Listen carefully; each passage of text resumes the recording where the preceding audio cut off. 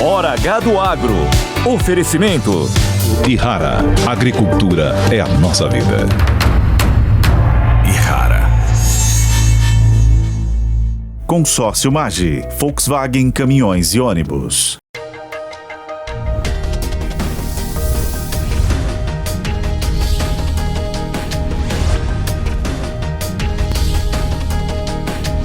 Hora H do Agro, com Kellen Severo. Olá, sejam muito bem-vindos ao Hora H do Agro. Nos destaques de hoje, você vai ver que a Ucrânia invadiu uma área da fronteira com a Rússia e o país de Putin contra-atacou no porto ucraniano de Odessa.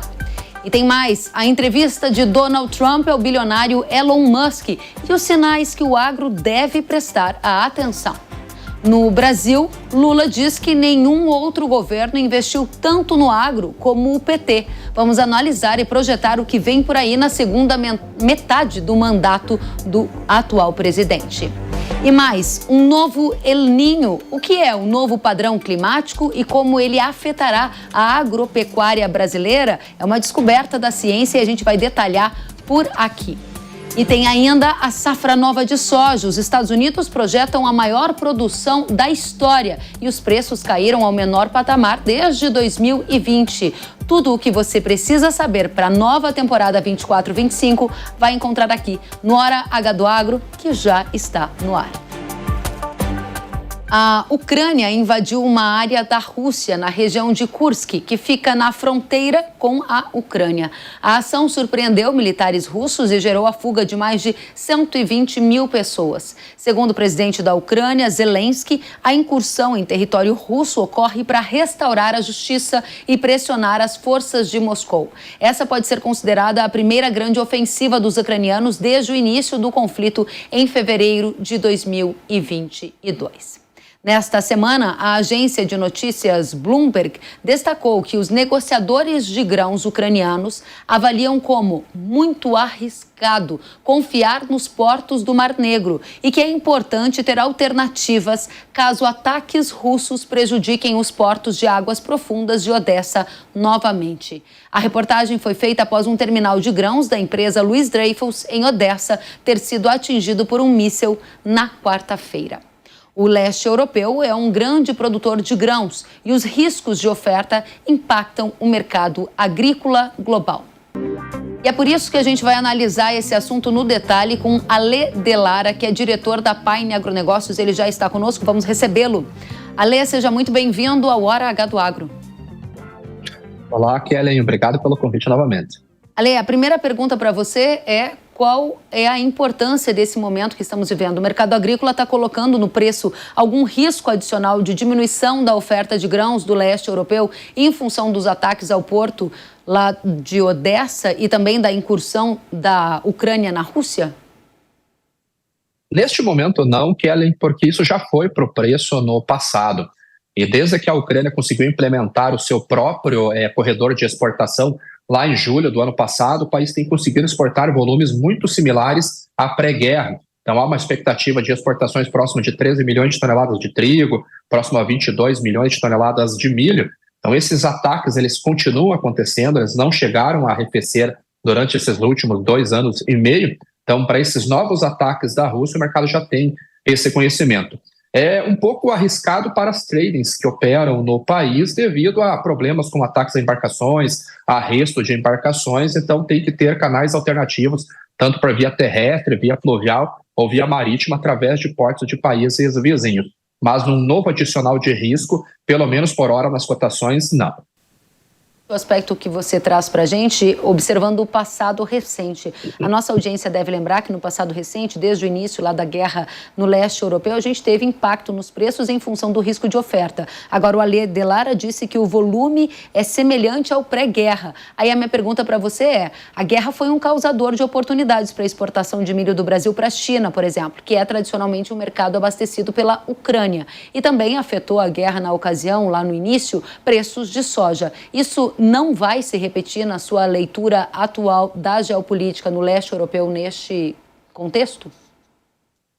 Neste contexto que nós estamos, é improvável que aconteça, né? Afirmar que não pode acontecer é um pouco arriscado, mas é improvável que aconteça. Quando houve a invasão da Rússia sobre a Ucrânia lá no finalzinho de fevereiro de 2022, a Ucrânia sempre foi o grande fornecedor de milho para a China, mas como houve um impedimento total da logística pelo Mar Negro, tanto o Porto de Odessa quanto outros portos da região, o Brasil é quem tinha essa oferta disponível de milho. E até de uma maneira atípica, naquele ano nós exportamos muito milho no primeiro semestre. A China fortaleceu esse acordo com o Brasil, assinamos o protocolo fitossanitário para podermos exportar milho para lá, e hoje o Brasil já é um dos maiores fornecedores de milho para a China, né, até tomando o lugar dos Estados Unidos. Então, um cenário parecido com o que aconteceu no primeiro semestre de 2022, hoje é improvável que aconteça, o risco existe, mas a chance é pequena. Muito bem, na nossa chamada aqui na manchete desse conteúdo inicial do Hora H do Agro, a gente está colocando uma questão: novos rumos da guerra entre Rússia e Ucrânia. Na sua avaliação, estamos entrando em uma nova fase? São novos rumos pela frente? E na projeção que você faz de formação de preços, já que você opera nesse mercado agrícola, qual é o peso que você está dando para essa guerra no leste europeu? E se isso é um fator que tende a ser, num futuro breve, causador de pressão altista para grãos, ou não, você está colocando isso como um fator improvável e o mundo está seguindo em frente com a oferta vinda do leste europeu, apesar da continuidade da guerra?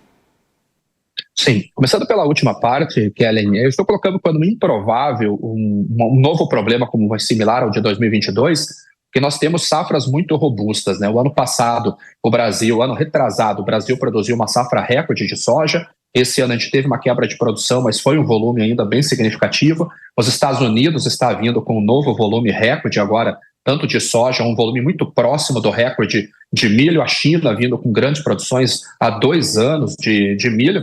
Então, essas novas ofertas que chegaram no mercado e estão chegando no mercado agora, no próximo mês, eles conseguem anular, de certa forma, uma possível escassez de grãos vindo lá da Ucrânia.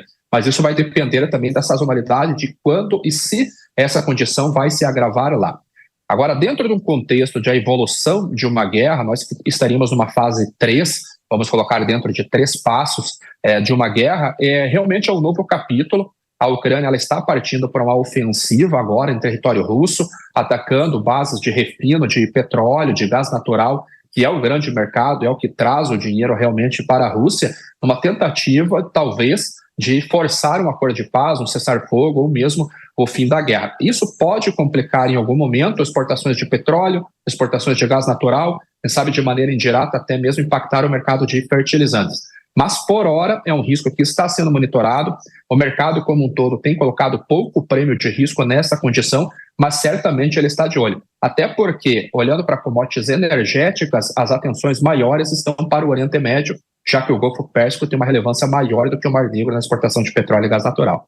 Muito bem, para a gente fechar o raciocínio desse primeiro bloco da nossa conversa, geopolítica importa para o agro. Nesse momento você está colocando um aumento de risco mais no Oriente Médio e impactos potenciais nas commodities energéticas, é exemplo do petróleo, e menos probabilidade de impacto de alta de preços em grãos em função de um agravamento ou de uma diminuição da oferta dos países do leste europeu. Esse é o cenário base que você traz para a nossa audiência?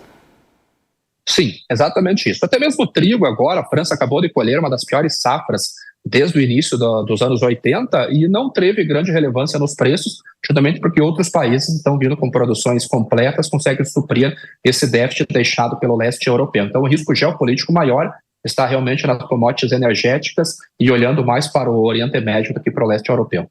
Excelente. A Ledelara, fique com a gente, vamos trocar de tema e eu te chamo em poucos segundos.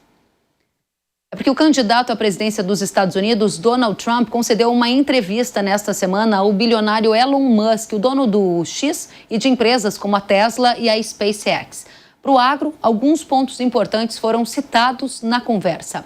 O primeiro é que Trump afirmou que é uma loucura, nas palavras dele, agricultores não poderem seguir com as atividades e terem que se desfazer dos seus animais. A resposta aconteceu após Elon Musk questioná-lo sobre o aquecimento global e dizer para deixarem os agricultores em paz. Trump também criticou o alto protecionismo europeu e citou que os agricultores, assim como o setor de automóveis, não conseguem colocar os produtos no bloco e é difícil fazer negócios por lá. Aí a entrevista seguiu e a gente separou também mais pontos para vocês. Trump também defendeu os combustíveis fósseis, que segundo ele, o combustível fóssil cria energia para automóveis elétricos e que eles são abastecidos também com eletricidade. Na área de relações internacionais, Trump elogiou o presidente da Argentina, Javier Milei, e disse que ele está fazendo um ótimo trabalho ao cortar gastos e reduzir a inflação. Já na área geopolítica, Trump afirmou que a maior ameaça não é o aquecimento global, e sim o que chamou de aquecimento nuclear. Segundo ele, atualmente há 5 países que possuem energia nuclear de forma significativa. A gente vai analisar os sinais que Trump dá nessa entrevista com Elon Musk que importam para o agro. Ale Delara, você teve a oportunidade de avaliar esta conversa e o que de fato é relevante para quem faz negócios no agro? Sim, a conversa, eu cheguei a acompanhar, eu estava dentro da sala lá no Spaces do Hexa, ouvindo a conversa dos dois, realmente foi impressionante o volume de pessoas acompanhando. E o Trump, nós já sabemos que ele tem uma política mais liberal, e ele já, quando ele foi presidente, ele saiu do Acordo de Paris, ele encerrou o acordo nuclear com o Irã, e ele tem um ditado, além do Make America Great Again, ele tem outro que é o American First. Então, quando ele fala de políticas de subsídio, realmente ele quer proteger o agronegócio americano, que é um agronegócio que tem muito subsídio, em torno de 10% a 20% de toda a produção agrícola dos Estados Unidos é subsidiado com dinheiro direto aos produtores, com políticas de subvenção de seguros e outras políticas agrícolas no país, mas a Europa, como um bloco, é a região que mais tem esses subsídios. Então chega até a 50%. Isso acaba atrapalhando as exportações norte-americanas para a Europa. Então essa crítica que o Trump fez é justamente por um europeu querendo impor sanções nos outros países, olhando para o lado do ESG, para o ambientalista, para o ambientalmente correto, mas ao mesmo tempo ele protege de uma maneira excessiva o seu próprio agronegócio. Então ele quer reduzir essas políticas, deixar o mercado mais livre, mais liberal, que os Estados Unidos, principalmente na ótica dele, consiga exportar os seus produtos de uma maneira mais simples para o continente europeu. O Brasil ele pode ter impacto porque, às vezes, medidas protecionistas que o Trump possa implementar trará compradores para o nosso país, visto que a China já está fazendo. E o agronegócio brasileiro ele pode ser muito beneficiado, mesmo sendo o agronegócio menos subsidiado, um dos menos subsidiados do mundo, né?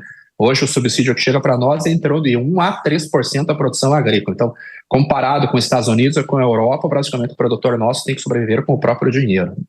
Muito bem, então o cenário base que você pega de traços do potencial governo Trump, caso ele for eleito, é um aumento de protecionismo com a China, trazendo eventualmente uma vantagem competitiva para o Brasil nos produtos em que eles disputam esse mercado. Grosso modo, esse é um dos principais fatores de impacto no mercado agrícola que você destaca. Sim, e o exemplo mais claro que nós estamos vendo, Kellen, é o fluxo de soja agora. Mesmo nós estamos nas portas da entre-safra para iniciar o plantio de soja, e os Estados Unidos começando a colheita nesse início, as vendas de soja hoje são as mais baixas das últimas 2 décadas, porque o comprador chinês ainda está originando no Brasil.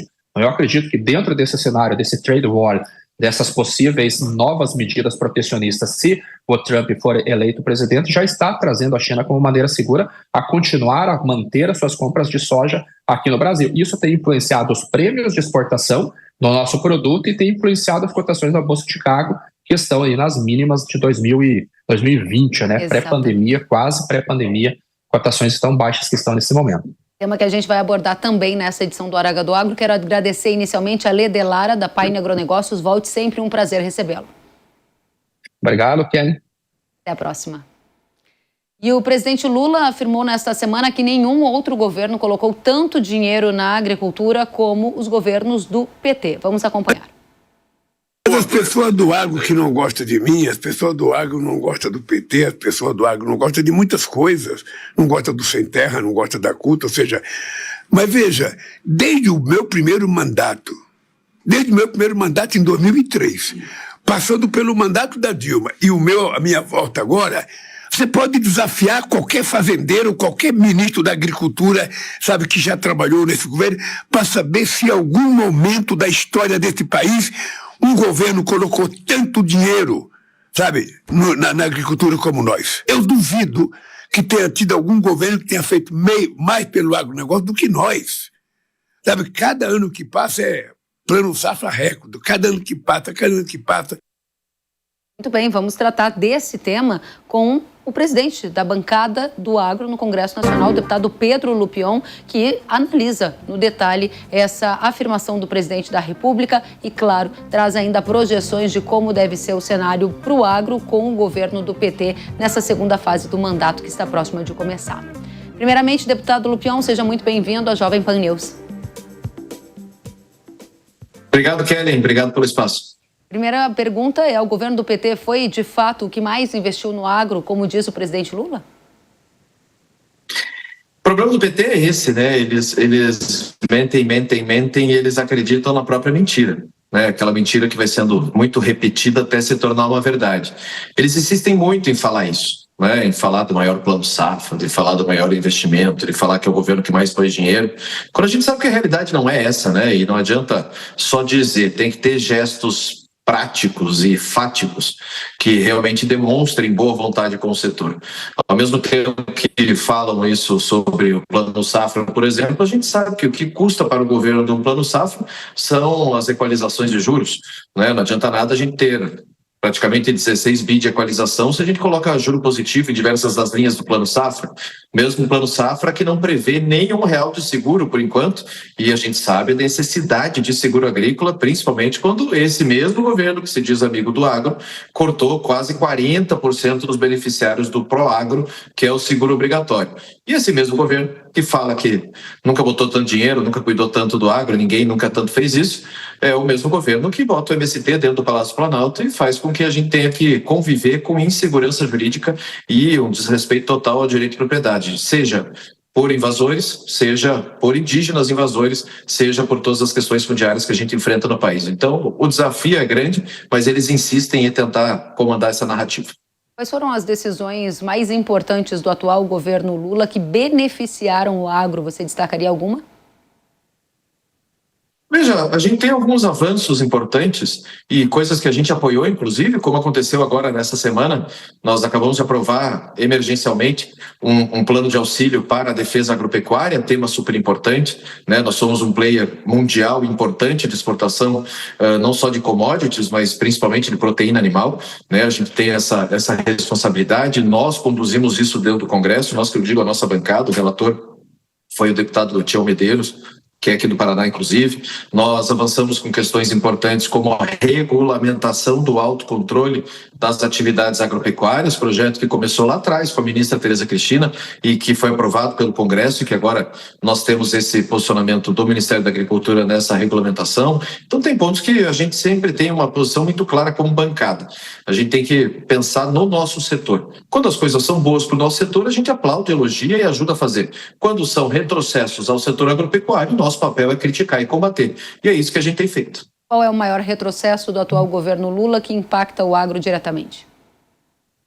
Eu acho que o apoio total e descarado, né, escancarado a movimentos invasores e a insegurança jurídica no campo. Tivemos essa semana, por exemplo, uma reunião pesadíssima com o ministro Lewandowski no Ministério da Justiça, eu, a senadora Tereza Cristina, o deputado Rodolfo Nogueira, tratando sobre questões de ditos indígenas que estão invadindo as propriedades privadas, tanto no Mato Grosso do Sul quanto no Paraná, uma situação que está acontecendo em quase 18 estados já, e que o governo simplesmente lava as mãos. Pelo contrário, foi o tal do Abril Vermelho, ato extremamente vexatório para o nosso país, absurdo em pleno 2024 a gente tratar de invasão de propriedade e a gente tendo que estar negociando e brigando e enfrentando um movimento que está dentro do governo, em todas as áreas, em todos os ministérios, com cargos importantes da administração e sendo elogiados pelo presidente ainda. Então, a gente sabe que nós somos tratados como adversários, infelizmente, mesmo sendo um setor extremamente importante, com quase 30% do nosso PIB, com mais de 30% da geração de empregos, com mais da metade da balança comercial, e o nosso papel como bancada, né, como frente parlamentar, como bancada ruralista, é proteger os interesses dos nossos produtores dentro do Congresso Nacional, junto ao Executivo, junto ao Judiciário, e é o que nós temos feito. Essa situação que você coloca como invasão de terra, seja por parte de indígenas, fator que está acontecendo em estados como Paraná, Mato Grosso do Sul, para dar exemplo, ou ainda invasões de movimentos como o MST, elas estão conseguindo dar alguma esperança para quem é do agro de que nos próximos anos de governo Lula haverá mais segurança jurídica, ou você acha que essa pode ser uma das piores marcas ou marcas negativas da atual gestão petista?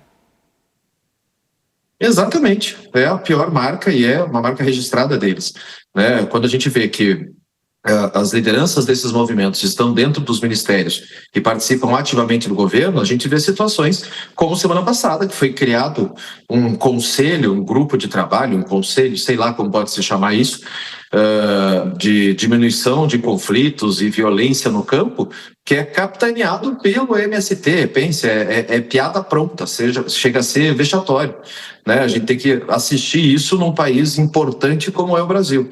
Então eles têm isso no seu DNA, na sua essência, e infelizmente o PT e o presidente Lula têm uma maneira de agir de sempre jogar para dentro da sua bolha, né? Sempre jogar para dentro da sua torcida, né? Eles falam que ajudam o agro, que estão parceiros do governo, que são parceiros do setor, que estão ajudando, mas por trás, né, e em outras áreas do governo, sempre retrocessos em relação ao nosso setor. E repito, Kelly, nossa vontade não é fazer oposição por fazer oposição. Nossa vontade é defender os interesses do setor produtivo brasileiro, e para isso a gente tem que usar toda a nossa força como bancada, e é o que nós temos feito.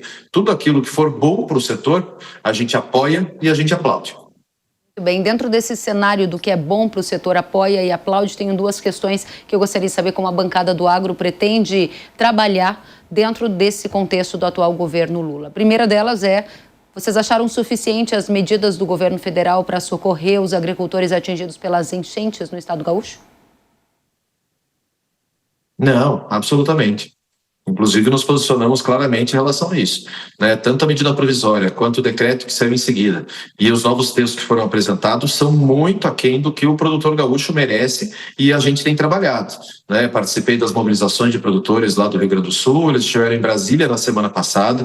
Aliás, a bancada gaúcha tem feito um trabalho espetacular em relação a isso, né? Dentro da nossa frente parlamentar, o deputado Alceu Moreira, o deputado Zucco, o deputado Van Hatten e o deputado Afonso Ram têm agido mais fortemente nesse sentido, para que a gente consiga, através de emendas e através de articulação do texto, fazer com que efetivamente essa medida provisória socorra os produtores que não têm como se reerguer, né? Nós estamos falando de áreas completamente destruídas, de terras lixiviadas, de granjas que foram totalmente destruídas, e que o produtor precisa ter condições de se erguer. Aliás, todos nós devemos isso ao Rio Grande do Sul, né? Todos nós somos um pouco gaúchos, né? Eles saíram lá de baixo e colonizaram boa parte das fronteiras agrícolas do nosso país, e a gente precisa valorizá-los. Infelizmente, o governo, até agora, não mostrou a força que tem para auxiliar os nossos produtores. Outro tema que é fruto de alguma visão antagônica, a depender de quem analisa, é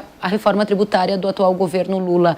Há quem diga que ela será uma reforma neutra, ou seja, não aumentará o volume de impostos para o setor agropecuário, e há quem, ao analisar mais profundamente o texto que está no Senado, diz que não é bem assim, que olhando no detalhe o setor pode sim pagar muito mais impostos. Qual é a visão da bancada do agro?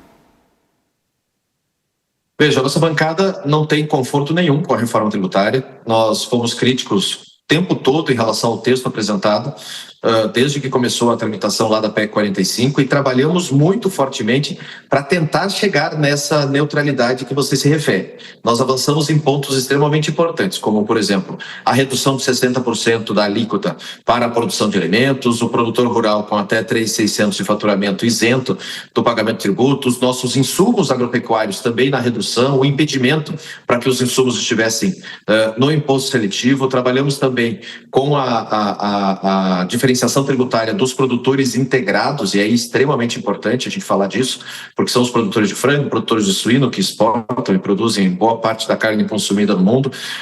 No cooperativismo, soluções extremamente importantes para respeitar efetivamente o ato cooperativo.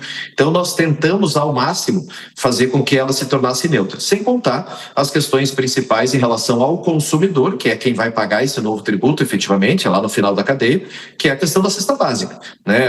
A inclusão das carnes, e vamos deixar o discurso político de lado, mas a inclusão da proteína foi colocada pela nossa bancada. O PLP 53 é da nossa autoria, inclusive eu que eu assino, né? Então a gente trabalhou muito para que as proteínas animais pudessem estar também na cesta básica, além de outros tantos produtos. Por exemplo, estava previsto o óleo de milho, não estava óleo de soja, estava óleo de babaçu, não estava óleo de soja, o extrato de tomate, que está no Brasil inteiro na cesta básica, ficou de fora, a gente precisou colocar num texto adicional. Então são vários pontos que a gente está trabalhando para tentar amenizar essa reforma. Agora, reitero, no Senado há um grande desafio da manutenção desses avanços que nós tivemos na Câmara e depois volta para a Câmara para a gente ter que fazer tudo de novo, porque eu imagino que o Senado vai mudar bastante coisa. Deputado Pedro Lupion, quero agradecer pela presença, deputado pelo PP do Paraná e presidente da Frente Parlamentar da Agropecuária, que é a maior bancada do Congresso Nacional. Agradeço pela presença, volte sempre. Obrigado, Kelly. Um grande abraço a todos vocês. A você também. E um recado importante, a gente convidou para participar dessa discussão, analisando a fala do atual presidente da República, Lula, o secretário de Relações Internacionais do Ministério da Agricultura, Roberto Perossa, que confirmou a entrevista, mas infelizmente de última hora, por um imprevisto, precisou cancelar a participação. A oportunidade para analisar também a gestão do atual presidente no agro segue aberta e a gente volta a esse tema no futuro. E depois do intervalo, você vai ver que cientistas descobriram um novo El Niño. E aí, o que vai mudar para a agropecuária brasileira? Você vai saber isso e mais, todas as informações necessárias para começar bem informado a safra 24-25 de soja. A gente volta já já, eu espero você.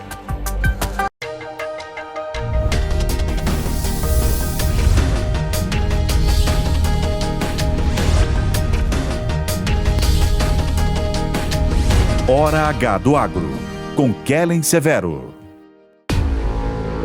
Quando percevejos alcançam a soja, sugam a rentabilidade e a qualidade dos grãos. Mas essa ameaça tem uma solução, graças a Zeus. Inseticida Irrara, com tecnologia inédita que controla os percevejos de forma nunca antes vista. Eleve seu poder de controle com Zeus.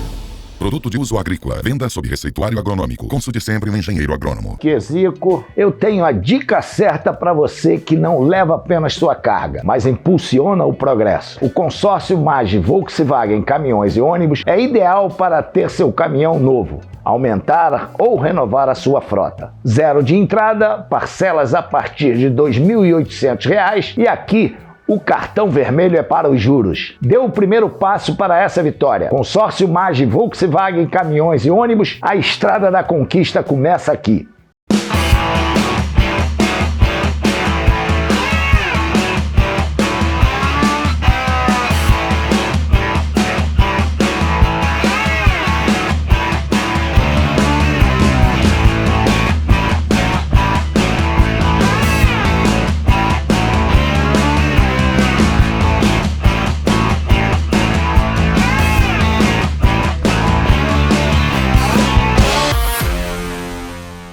O dinheiro envia sinais o tempo todo, todos os dias, e eu posso te mostrar como interpretá-los. Acredite, poucos conhecimentos têm o poder de transformação tão forte quanto entender economia. Inscreva-se na minha Masterclass gratuita. Aprenda a língua do dinheiro e transforme a sua capacidade de tomar decisões financeiras. Acesse o site da New Cursos. Se inscreva para participar dessa jornada transformadora. Vem, Torinho!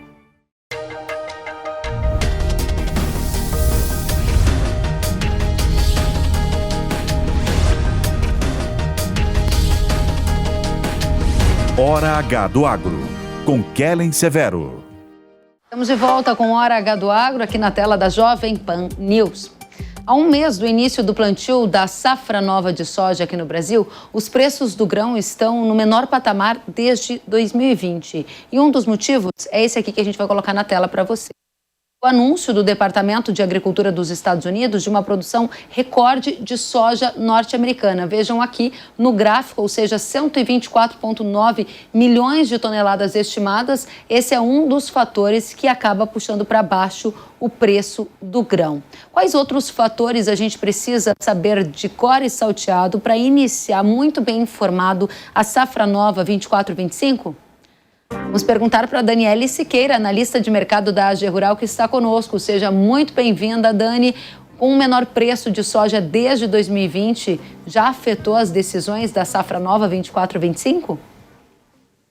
Afetou sim, Kellen. Na verdade, esses preços da soja vêm caindo na Bolsa de Chicago desde o final de 2023. Mesmo com quebra de safra no Brasil, a gente começou o ano de 2024 com bastante pressão sobre os preços, porque o mercado olha para a América do Sul, de um modo geral, não só para o Brasil, e ainda que o Brasil tenha tido perdas na safra de soja passada, 23-24, a Argentina teve uma safra cheia. Então, isso já vinha pressionando os preços. Depois vieram os Estados Unidos aumentando a área plantada em mais de 1 milhão de hectares, e desde o fim do plantio deles em junho, o clima tem sido muito bom. Então, no último dia 12, o USDA só chancelou essa safra recorde que se espera por lá, com área maior e clima muito favorável.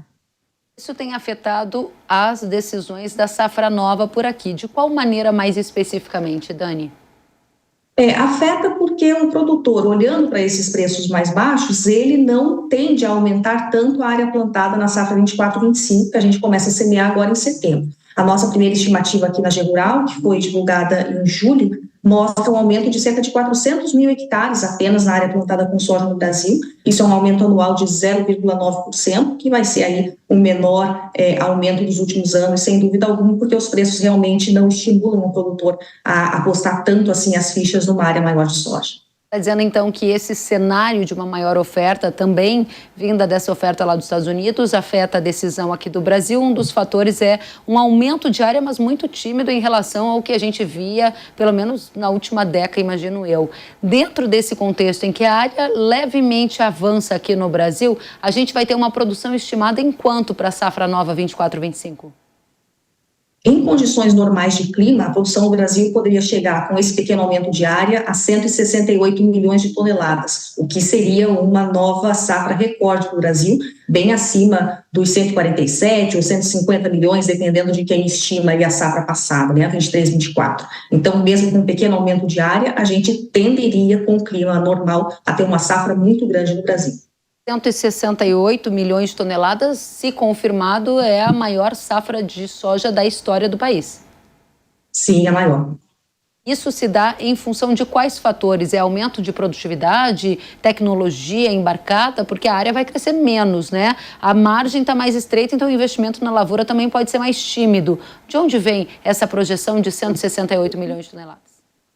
Essa projeção, nesse início de temporada, é feita com base em linha de tendência de produtividade. Então, é uma aproximação estatística com base no histórico de produtividade que nós tivemos nos últimos anos. Aí, depois, essa linha vai sendo substituída por estimativas de campo conforme a safra for se desenvolvendo. Normalmente, a linha de tendência mostra uma produtividade que seria obtida em condições normais de clima. Claro que tem todo o clima ainda por acontecer, a gente sabe que talvez aconteça aí uma laninha mais para frente, que é sempre uma preocupação do sul do Brasil, mas nós teríamos um aumento significativo de produção, mesmo com um pequeno aumento na área, porque na safra 23-24 nós tivemos quebra de safra em vários estados. Então, havendo uma melhora na produtividade em relação à safra passada, quando houve quebra, naturalmente a produção já fica bastante maior em relação à última safra. É por isso que, então, a gente teria uma safra tão grande em relação à última. Muito bem. E saindo de produção e de alho, olhando para preço da safra nova, patamares de preços atuais, que são os menores, pelo menos desde 2020, eles vão garantir rentabilidade positiva para o agricultor brasileiro? Se sim, em quais regiões? Vai depender também do tamanho da produtividade que os produtores conseguirem, porque a rentabilidade é sempre o resultado de preço e produtividade. Como na safra 23-24 os preços não foram exatamente altos, né, os preços médios de comercialização, e a produtividade foi mais baixa em vários estados, então nós tivemos uma rentabilidade bem mais baixa na safra 23-24. Se na safra 24-25, mesmo com preços menores, mais ou menos nos patamares que nós estamos hoje, se a produtividade for melhor, nós conseguiremos uma rentabilidade um pouco mais alta até, na maioria dos estados, do que na safra 23-24. Mas claro que isso vai depender do tamanho da produtividade e do rumo que os preços vão tomar daqui em diante. Para a gente fechar, Dani, quais são os 3 principais riscos para esta safra de soja que vem aí? Eu acho que o primeiro é justamente nós termos uma safra cheia, uma safra perto de 168, 170 milhões de toneladas. Isso, por um lado, é bom, é claro, quando o produtor consegue uma produtividade mais alta, isso é sempre interessante, mas a produção do Brasil crescendo tanto é um problema porque a demanda mundial não cresce no mesmo ritmo. Então, pode ser que a gente acabe com muita soja na mão, e aí isso pode pressionar os preços ainda mais lá na frente, caso a safra venha cheia, por falta de demanda na mesma proporção. O segundo risco, ainda atrelado a um cenário de safra cheia, seria o nosso ritmo de comercialização antecipada da safra 24-25, que não está assim tão acelerado, e é compreensível, já que os preços têm caído, o produtor realmente segura, mas se a gente tiver uma safra cheia, por colher uma safra cheia no começo de 2025, e a gente ainda continuar com uma comercialização tão lenta como nós vemos tendo, pode acontecer uma pressão grande sobre os preços, como aconteceu mais ou menos em 2023, quando os prêmios de exportação caíram muito, e aí a gente tem safra cheia, mas preço pouco remunerador. E um terceiro risco, eu diria que aí, olhando no outro extremo, seria a gente ter, de novo, problemas de produtividade no sul do Brasil. O Paraná, principalmente, já teve perdas nessa safra, e a gente sempre fica com um pouquinho de medo quando aparece uma laninha no cenário. Não sei ainda se vai acontecer, isso eu deixo para os meteorologistas, mas aí nós teríamos um risco de safra menor em alguns estados, especialmente no sul do Brasil, por questões climáticas, e isso não necessariamente significaria preços mais altos, porque a gente já teve essa experiência agora na safra 23-24, mesmo com produção menor no Brasil, os preços caíram, porque no mundo a oferta de soja é bastante ampla. Muito bem, são várias questões para a gente colocar. Rapidamente, a última é o dólar. O aumento do risco fiscal tem empurrado o dólar para patamares, em alguns momentos, mais próximos de 6. Isso anima alguns agricultores de pensar que a saca em reais pode se valorizar mais num futuro não muito distante. Qual é a sua opinião? Concordo plenamente, a gente tem visto, viu em julho, viu no começo de agosto momentos bons para comercialização, tanto da soja disponível quanto da soja futura, por conta do dólar mais alto. A tendência, aparentemente, devido às questões fiscais do Brasil, é que o dólar continue firme, e o produtor deve aproveitar esses momentos de preços mais altos para vender um pouco da sua nova safra, claro que não esperando que os preços cheguem a patamares irreais, mas quando o produtor conseguir perceber que os preços estão subindo, é interessante fazer um pouquinho. Se Chicago não ajuda, pode ser que o câmbio ajude nos preços irreais, e aí são bons momentos para avançar um pouquinho na comercialização. Dani, estamos mais bem informados para começar a safra nova que vem aí no Brasil, plantio em cerca de um mês. Agradeço demais a você, a AG Rural, volte sempre. Eu que agradeço, Kelly. Um abraço. Obrigada, Daniele Siqueira, analista de mercado da AG Rural Commodities. E cientistas divulgaram a descoberta de um novo padrão climático que está sendo chamado de Novo El Niño. O estudo afirma que esse padrão ocorre no Oceano Pacífico, em uma região perto da Austrália e a Nova Zelândia, e se espalha por todo o hemisfério sul. Segundo a publicação, o processo começa com o aquecimento das águas do oceano, causando impactos na atmosfera. E por ter uma formação semelhante, esse novo padrão climático está sendo chamado de Novo El Niño. Esse assunto muito nos interessa e a gente quer saber como ele impactará na agropecuária brasileira.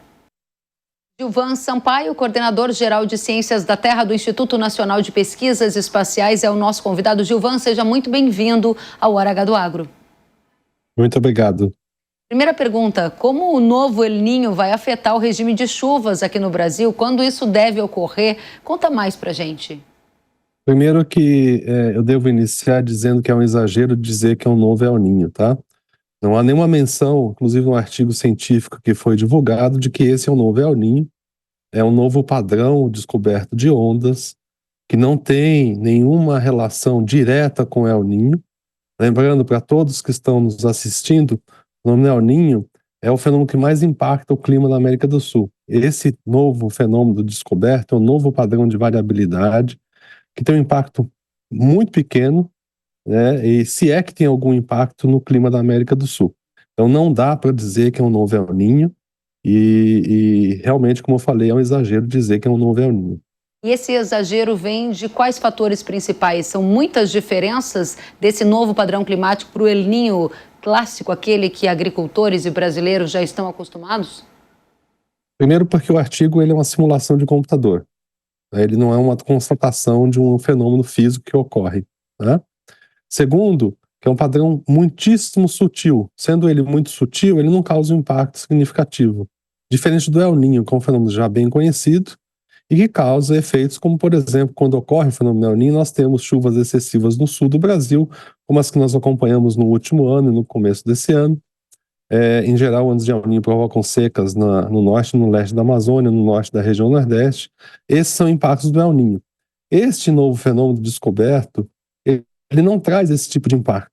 A combinação dele, ele pode até ampliar uma atuação do El Niño e de Laninha, mas ele é um fenômeno muito aquém dos impactos que causam El Niño. Por isso, o exagero dizer que é um novo El Niño esse fenômeno. É muito claro, e aí a minha pergunta é, devemos contar então com os fenômenos clássicos, El Niño, Laninha, e especialmente para a safra nova de verão que vem aí, Laninha então, é a projeção mais abundantemente divulgada até o momento. É nela também que você acredita? Não é a questão de acreditar primeiro, né? Porque nós trabalhamos com ciência e fazemos previsões. Então, as previsões indicam que nós temos aí uma possibilidade de um Laninha fraco. Laninha é o resfriamento das águas do Oceano Pacífico ao longo do Equador. Ainda há divergência entre os modelos que estão prevendo, né? Alguns modelos colocam com um pouco mais de intensidade, outros com menos. Tudo indica que será um Laninha de fraca intensidade. Mas mesmo sendo Laninha de fraca intensidade, nós podemos esperar algum déficit de precipitação no sul do Brasil mais para o final do ano, principalmente nos meses aí de novembro, dezembro e janeiro. Nada semelhante ao que nós observamos, por exemplo, há 4 anos atrás, né, que aí é um Laninha de moderada intensidade, mas as previsões indicam até então um Laninha de fraca intensidade. Para a gente fechar, você já deu as indicações muito claramente de que considera um exagero chamar de novo El Niño essa descoberta que foi divulgada. O que nós devemos contar em termos de setor agropecuário são com os fenômenos clássicos, Laninha, El Niño, e para essa temporada de mais curto prazo, a previsão que é a mais preponderante divulgada por diferentes institutos, é de um Laninha de fraca intensidade e que vai começar a ter efeitos ainda nesse segundo semestre, Gilvan? Exatamente, é um Laninha de fraca intensidade, e lembrando que os principais impactos desse Laninha, ele, como é de fraca intensidade, ele não está configurado ainda, primeira coisa, o Laninha não está configurado. Em se configurando, ele leva algum tempo para agir. Então nós deveremos ter um impacto desse Laninha de fraca intensidade somente mais no final do segundo semestre. Gilvan Sampaio, agradeço demais, coordenador-geral de Ciências da Terra do Instituto Nacional de Pesquisas Espaciais. Volte sempre à Jovem Pan News. Obrigada pelas suas informações. Muito obrigado. Até a próxima. O governo federal publicou nesta semana um decreto que detalha a ajuda aos agricultores do Rio Grande do Sul afetados pelas enchentes. Para quem teve perdas iguais ou acima de 30%, o decreto prevê um desconto de 30% na liquidação de parcelas de custeio e desconto de 24% na renegociação para quem apresentar uma declaração aprovada por um conselho municipal. Para o agricultor que apresentar laudo técnico, o desconto na liquidação de parcelas e para a renegociação vai ser equivalente ao percentual de perdas, limitadas a alguns valores que vocês podem acompanhar nesta tela seguinte. No caso das dívidas de investimento, para quem teve perdas iguais ou acima de 30%. O agricultor que apresentar a declaração de perdas vai ter desconto de 30% na liquidação de parcelas. E no caso de renegociação, vai haver aplicação de desconto de 24%. Se o agricultor apresentar o laudo técnico, o desconto na liquidação de parcelas e para renegociação vai ser equivalente ao percentual de perdas. E aí, segue em frente para quem teve perdas iguais ou acima de 60%, vai haver um desconto para liquidação ou renegociação do custeio, investimento e industrialização de até 120 mil em contratos individuais, grupais ou coletivos. No caso de cooperativas, o desconto para liquidação ou renegociação de até 10 mil por cooperado. Vale destacar que agricultores que tiveram perdas abaixo de 30% ficaram de fora desse socorro do governo. A gente lembra também que nesta semana o governo prorrogou o pagamento das dívidas dos agricultores, o prazo para o pagamento que venceria em 15 de agosto. Agora, o novo prazo é 16 de setembro. E vamos em frente porque tem mais episódios especiais das minhas viagens pelo Brasil, conhecendo de perto cada cooperativa agrícola. Hoje, a vez é da Coamo. Vamos acompanhar.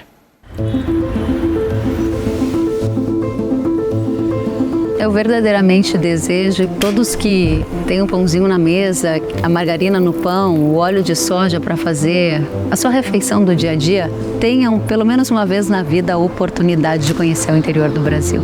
O interior que produz e prospera, que é onde começa essa história, a história do alimento que chega na nossa mesa. É transformador. São 7 da manhã, eu tô aqui na praça da cidade. Coamo é o destino de mais um episódio do Agricultor Todo Dia. Vamos juntos? Chegamos, ó, com chuva.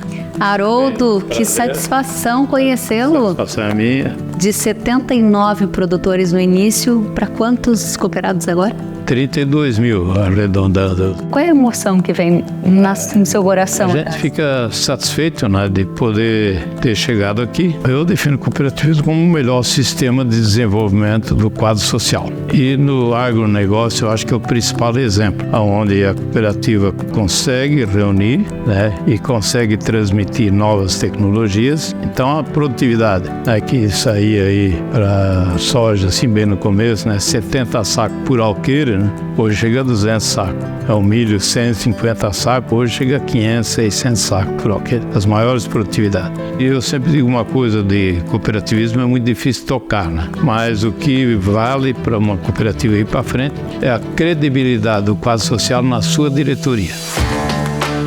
Aqui era uma região de terras extremamente fracas, né, terras ácidas, não produzia nada aqui, chamava terra dos 3S, sapê, samambaia e saúva, ou seja, tudo coisa ruim, e 79 agricultores numa fase de transição, onde a madeira tinha se acabado e a terra não valia nada. Como é que nós vamos fazer a viabilidade disso? Sozinho não dá. Olha, nós vamos nos juntar e buscar investimento no banco, nós vamos nos juntar e construir um armazém, nós vamos nos juntar e ter volume para fazer comercialização. Continua sendo assim. A cooperativa só avança bem quando o cooperado está junto. Trabalhar somente com a commodity é perigoso, as margens são muito apertadas, então todos esses produtos já têm uma indústria. Temos fiação de algodão, temos 2 moinhos de trigo, temos 3 indústrias de processamento de soja, temos 2 refinarias, uma produção de margarinas e gorduras, e nós fazemos o porta a porta. Fretamos navio e entregamos na porta do nosso cliente na Europa. E isso com garantia de não desmatamento, origem de área não desmatada e com total rastreabilidade.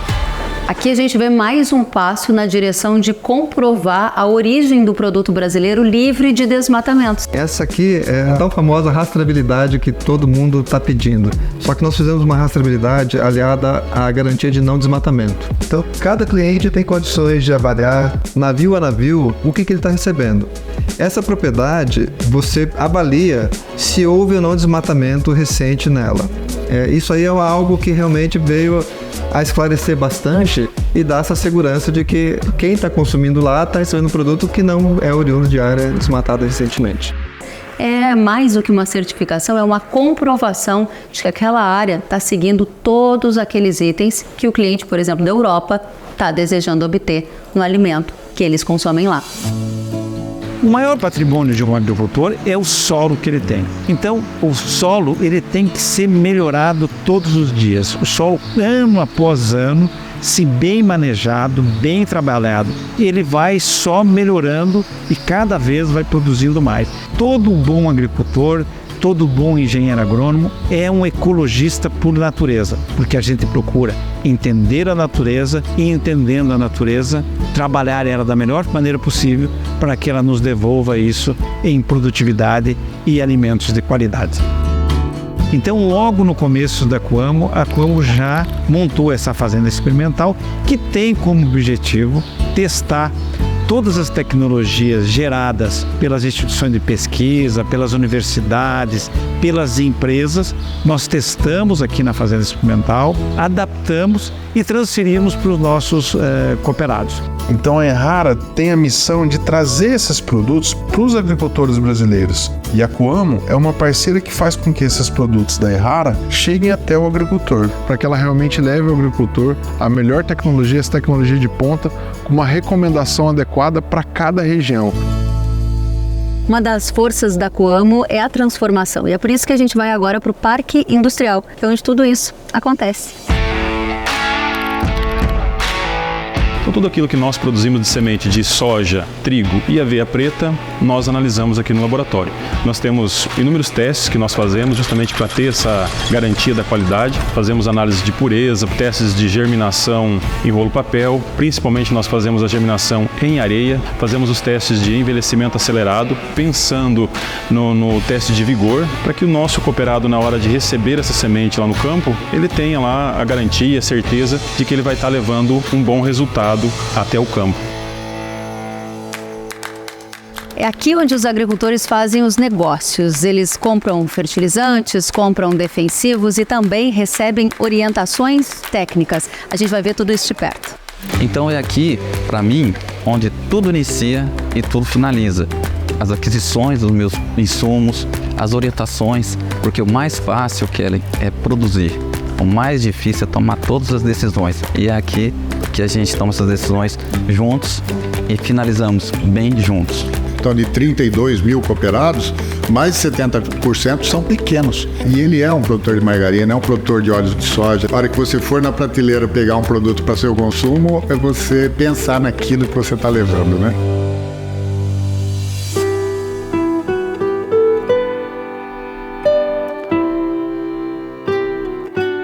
Queria propor um brinde, então, e pedir que Deus abençoe a todos os produtores rurais que produziram a soja e todos os alimentos que estão aqui em nossa mesa. Desde pequeno, o Igor levantava e ia com o pai trabalhar. O Igor planta, o Igor colhe. Desde pequenininho ele tem esse dom. E tem uma responsabilidade muito grande que eu sempre digo, por trás do meu nome Igor tem um sobrenome, que é o sobrenome Schreiner, né? Foi do meu avô, que veio do meu pai e agora é meu. Então eu tenho que dar muita honra para esse nome aí. Ao longo do tempo, você vai pegando cada vez mais experiência, mais aprendizado e, como diz isso, ao longo dessas experiências que vai te levando à perfeição, né? Eu vejo o cuidado deles com a terra, pensando na produtividade. Eles cuidando da terra, vem a produtividade que eles tanto procuram. Eu amo o que eu faço e acordar todos os dias sabendo que eu vou estar fazendo o trabalho que eu amo me dá muita energia, disposição. A gente ama ser produtor rural. A próxima geração está chegando e que eles venham com o mesmo legado do produtor rural, de produzir e tirar da terra aquilo que Deus dá. Que a gente semeia, a gente planta, mas crendo que Deus não falha. E é isso que eu peço todos os dias para ele. Que ele siga sempre.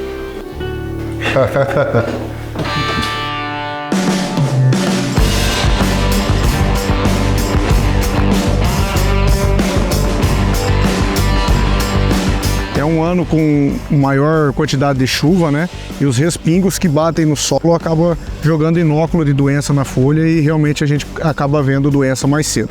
A nossa recomendação é o fusão e com certeza vai ajudar você a levar a lavoura mais limpa aí até o final. A Errara tem vários produtos para todo o ciclo da cultura, começando com tratamento de semente, com certeza N. Nós temos produtos para fazer o manejo também na cultura com relação a herbicidas, temos pré-emergentes como Kyodin, como Yamato, temos inseticida e hoje podemos dizer que com os produtos da Errara podemos fazer uma rotação de ativo no manejo de percevejo na cultura da soja, com Zeus, com Termos. Temos também fungicidas como a Prove para controle de mofo branco, que é uma das doenças na área de ação da coluna muito importante, e nós recentemente começamos a trabalhar com fusão. E o mais novo lançamento de fungicida da Errara na cultura da soja, que é o Sugoi, um fungicida completo, uma mistura de vários ativos e já com protetor na formulação. E a Errara tem trazido do Japão moléculas eficientes, trazendo para o agricultor mais segurança e mais eficiência no momento de aplicação dos defensivos. E em parceria com a Coamo, esse ano, a Errara doou para os cooperados da Coamo mais de 30 mil EPIs, focado na segurança do agricultor, pensando no bem-estar do agricultor. Nós estamos aqui nessa lavoura de soja recém-emergida, já no início do desenvolvimento, segundo trifólio, e a gente já constatou a presença do percevejo, que é uma praga muito importante na cultura da soja. A gente tem grandes soluções aí dentro da Coamo. Nós temos o Zeus, que já está aí bem estabelecido. Nós temos o grande lançamento nosso, que é o Termos, produto de choque, pensando nessa fase inicial. muito bom quando a gente volta para um lugar em que a gente já esteve antes e vê aquele lugar mais desenvolvido, mais próspero. E foi o que eu vi aqui em Campo Mourão. Porque quando tem cooperativa, a riqueza ela se espalha, ela não fica concentrada. A cooperativa corrige muita desigualdade social. A cooperativa ela desenvolve economicamente e traz o desenvolvimento social junto. A gente faz isso muito pelo exemplo. Porque é um trabalho de educação. Aquele pequeno produtor que não tinha tanto acesso à tecnologia, acesso a conhecimento, a gente conseguir fazer isso chegar até o cooperado, né? Eu acho que é muito fácil você entender uma cooperativa quando você vive em família. É o fato de você entender que qualquer passo, qualquer evolução que você vai dar é para um bem mútuo. Realmente faz parte de uma cadeia muito grande, então é gostoso fazer parte, né? Dá orgulho estar junto, né, de todo esse conglomerado que se transforma no agro brasileiro, né? Amor, fé, dedicação para o nosso trabalho, pensando em gerar vida. Gerar alimento é gerar vida. Dá para perceber que tem alma, que tem presença, que vai além do racional, mas toca aqui, no coração das pessoas. Elas se sentem muitas vezes em casa e se sentem parte de algo maior. Esse poder do pertencimento eu também vi no cooperativismo.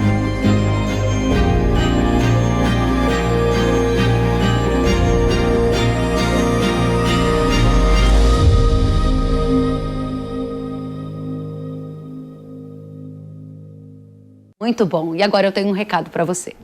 Proteja a sua lavoura com a linha TS da Yara. São 3 soluções exclusivas que preparam a defesa no campo. Contra o Nenco, Certeza N e Convence, você garante a defesa ideal contra nematóides, doenças do solo e pragas para um estabelecimento excepcional da soja. Prepare-se para colher resultados incríveis. A linha de tratamento de sementes da Yara é a escolha certa. Acesse yara.com.br ou aponte o celular para o QR Code na sua tela e saiba mais sobre as soluções. Na hora H de tratar a semente da soja, é Yara. Pode confiar. O Hora H do Agro de hoje fica por aqui. Muito obrigada pela companhia. Até a próxima. Tchau.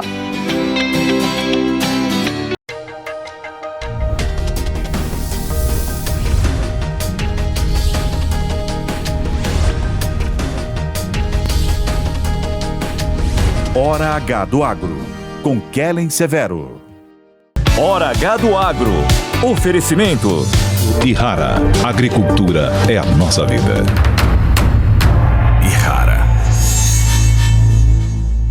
Consórcio Magi, Volkswagen Caminhões e Ônibus. A opinião dos nossos comentaristas não reflete necessariamente a opinião do Grupo Jovem Pan de Comunicação. Realização Jovem Pan News.